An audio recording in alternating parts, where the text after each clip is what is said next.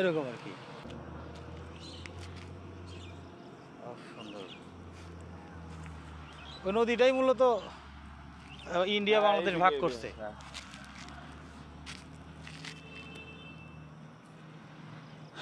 So viewers, আমরা কোথায় আছি এখন ভাই?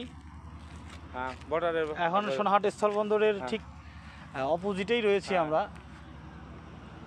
এখন আমরা দেখতে পাচ্ছি এখানে পাথরের গাড়িগুলো যাইতেছে, তাই কি না? হ্যাঁ, পাথরের গাড়ি। আর এখান থেকে ওয়্যার হাউস দেখা যাচ্ছে, আমাদের বাংলাদেশের ওয়্যার হাউসও দেখা যায়। ওই যে এই ট্রাকগুলো আপনার ওয়্যার হাউসের ভেতরে যায়, ওয়্যার হাউসের ভিতরে ওখানে গিয়া মানে স্লিপ কাটা হয়, ওয়্যার হাউসের ভেতরে যায়, ওখান থেকে মূলত আমরা গাড়িগুলো খালাস করে দিই আপনাদের। যাক, ভালো লাগলো আসলে। 0 পয়েন্ট আসলেই ভালো লাগে মূলত। আমরা 0 পয়েন্টে আছি।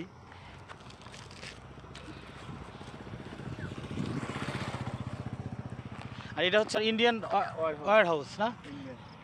আচ্ছা আচ্ছা, এই কাস্টমসের ভেতরে তো আমরা কিছুক্ষণ আগে গেছিলাম নাকি ভাই? ও,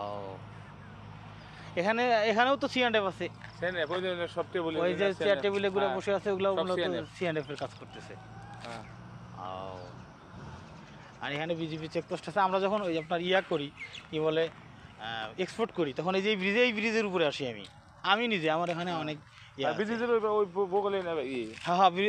ব্রিজের ওখানেই পিলার, কিন্তু পিলার একটু দূরে আছে। কিন্তু আমরা যখন আসি মানে এক্সপোর্ট হলে লাইন সিরিয়াল ধরে না, তখন আমরা আসতে পারি যে ওই ড্রাইভারদের সাথে কথা বলার জন্য বা কাগজপাতি সমস্যা হইলে কিনা। ঠিক আছে, আমরা যাইতে ভাই আঙ্গেরও মোটামুটি কিছু দূর যাইতে দেয়।